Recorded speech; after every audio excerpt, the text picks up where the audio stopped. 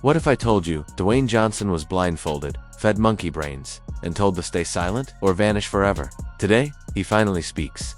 What unfolded next took place in a courtroom utterly unprepared for the storm that was about to hit. A face unfamiliar to most, shaken, hollow, and visibly terrified, stepped in beside none other than Dwayne "The Rock" Johnson, global superstar, former wrestling champion, box office juggernaut. But he wasn't there to promote a film, he was there to confess. What he revealed under oath wasn't a publicity stunt. It was a haunting recollection of sinister initiation rituals that, according to him, fueled his meteoric rise in Hollywood. And at the center of it all, Sean Diddy Combs. The courtroom held its breath as The Rock, known for his strength and swagger, broke down. Describing Diddy's bizarre control over his early Hollywood access, he described a twisted rites involving raw monkey brains, isolation in a basement, and shame as a test of loyalty. No one interrupted, no whispers in the hall. No press alerts, no leaks, just silence until it shattered. Famed stars like Denzel Washington, Jamie Foxx, and Monique had already rocked the courtroom with their own testimony. But when Dwayne entered through the side door, it wasn't just the room that froze. It cracked.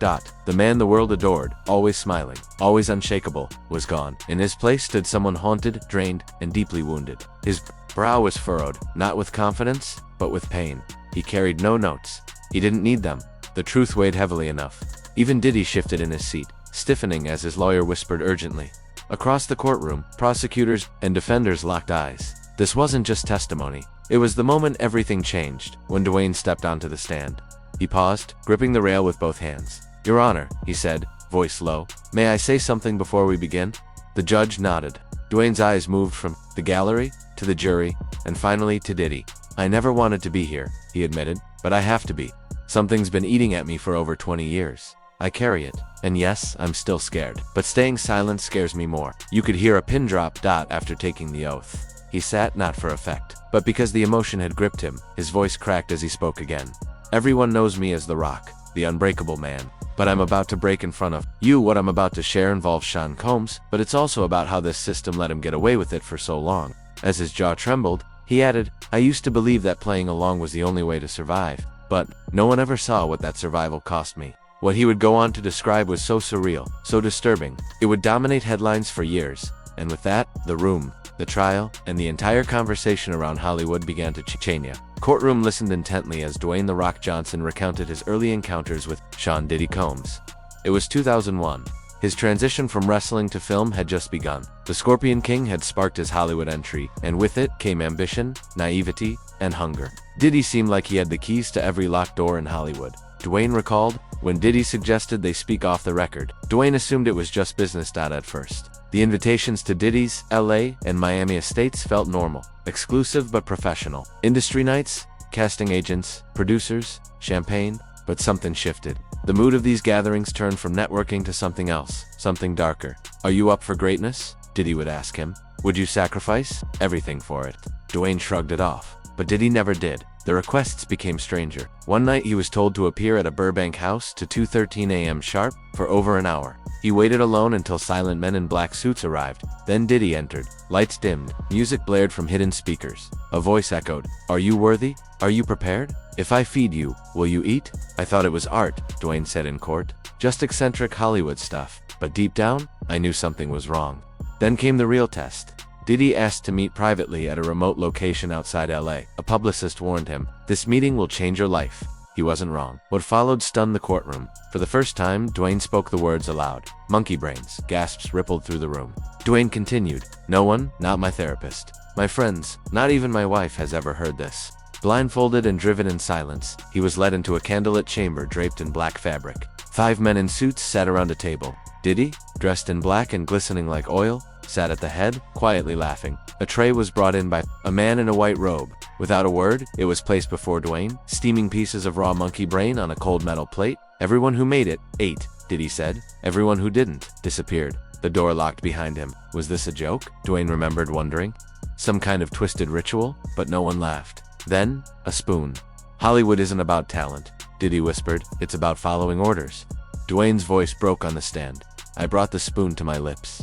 I can't even remember the taste. I just remember the shame." Laughter, then silence. They watched him finish every bite. When he was done, Diddy stood and applauded. "Welcome to level 2, Dwayne faced the jury. When I left that night, it felt like a part of me had died. Not because of what I ate, but what I surrendered to do it." This wasn't just a story of abuse. It was a glimpse into how far people will go to stay silent, even when they know silence is destroying them.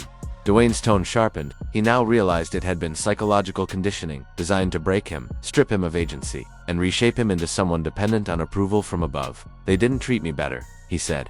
"They treated me like one of them to see if I'd stay quiet."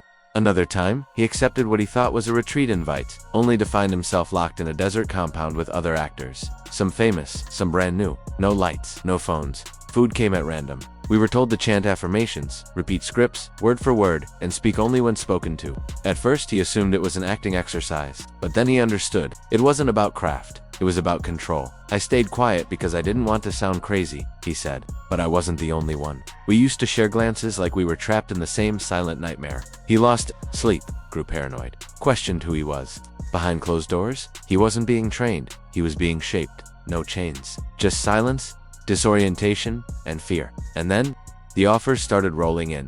I wasn't even supposed to be on those casting lists. But suddenly, every studio wanted me. One executive summed it up without saying much. "We hear you're someone who plays the game." Dwayne understood what that meant. These weren't opportunities. They were mandates. He paused before naming Diddy again. He wasn't just a music mogul. He had influence in every corner. Business, studios, favors owed, names blacklisted. Dwayne Johnson's testimony took a darker turn. He described how, after declining one of Diddy's private after-hours invitations, his agent received a call the next week. A major studio had suddenly dropped Dwayne from a film project. No reason, no explanation. That's when he understood. Silence wasn't just expected, it was enforced. "Even my lawyers and management avoided saying his name," Dwayne said, "unless it was in praise." He began to see the bigger picture. Not just power, but a network. Fear-based alliances, backdoor deals, secret favors, and quiet threats. Hollywood wasn't being controlled out in the open. It was run in shadows, favors, debts, secrets. Then came the night he saw too much. A private mansion in the Hollywood Hills, marketed as a networking and screening night. But something felt wrong the moment he arrived. Each door had a guard. Phones were taken at the entrance. Guests were given masks. The lighting was low, too low for a party. Dwayne quickly realized this wasn't a screening. It was an initiation. Not his. Someone else's. Actors, musicians, and producers he once admired were there, but they didn't seem celebratory. They looked nervous, conflicted, almost trapped in a hallway. Dwayne saw a young actor crying, drunk, shaking. "I asked him what was wrong," Dwayne said. "They told me this is what it takes," the actor whispered. That night, Dwayne left. Early. He couldn't sleep. "I knew then. I wasn't invited because they liked me," he said. "I was invited because I was useful and because I had proven I could stay silent." Seeing that broken young man reminded him of who he used to be before the fear, before the shame. Looking the judge in the eyes, Dwayne added, "Anyone ever asked me what I saw that night, I swore I'd tell the truth." This is that moment. The courtroom fell silent. This wasn't about fame anymore. It was about accountability. "People always ask why we don't speak up," he said. "I'll tell you why. It's fear." Dwayne shared how in his early career, survival meant staying quiet, smiling, performing, obeying. You're told never to call someone out by name. Not because it's wrong, but because it's risky. His silence wasn't shame, it was strategy. He feared losing everything. And he wasn't alone. He recalled how actors who once stepped away from the inner circle had quietly disappeared. They weren't unstable, they were just tired of pretending. "The cost of silence is internal," he said. "It eats at your mind, your spirit, your trust in others. Leaving the circle means burning bridges no one can rebuild. And even if you survive it, a darker question follows. Was I complicit just by being there?" Then, turning to Cassie, Ventura's legal team, Dwayne added, "Everything changed when she spoke up. She reminded me that silence protects the guilty." Now standing taller, Dwayne spoke with the weight of a man who had carried this too long, not as a celebrity, not as The Rock, but as a man broken, rebuilt, and no longer afraid. "There's a lie we're sold," he said, "that success makes you untouchable. But the truth is, the higher you climb, the harder it gets to speak." His image, optimism, strength, resilience didn't match what he endured behind the scenes. "I stayed quiet for years," he admitted, "because I thought telling the truth would destroy everything. But over time, as more voices came forward, the silence became its own betrayal." This wasn't about survival anymore. It was about integrity. He remembered a fan once telling him, "You're the guy who never quits." That stuck with him, because, deep down, he knew he had given up on something. His younger self, his truth, his values. With a trembling voice, he added, "I'm not here to cancel anyone. I'm here so no one looking up to me thinks silence is strength." The courtroom stared in stunned silence. Dwayne Johnson, not the star, but the man, had spoken, and Hollywood would never be the same again. To those in power, know this. We see you now. You're no longer hidden behind the curtain, as Dwayne "The Rock" Johnson locked eyes with Sean "Diddy" Combs. The tension in the courtroom was thick enough to cut. This wasn't a celebrity confrontation. This was personal. One man, face to face with the system that nearly broke him. "I want to say this directly," Dwayne began, his voice calm but cutting.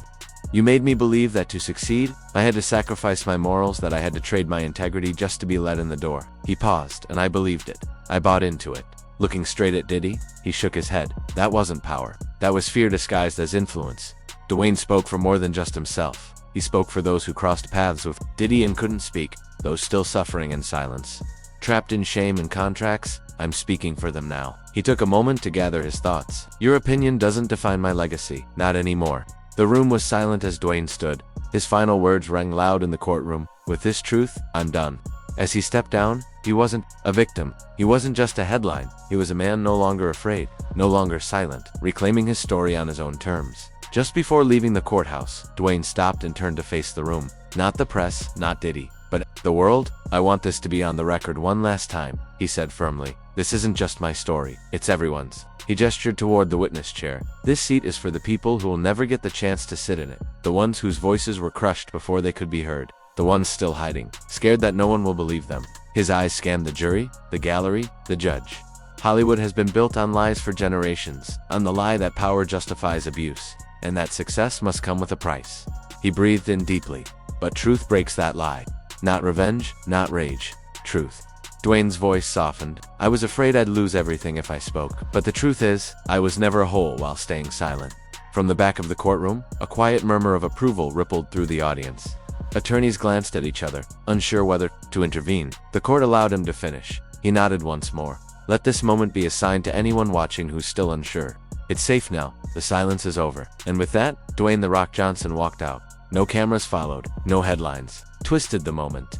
Just a man who finally spoke up, and a system, after decades of silencing others, that couldn't stop him.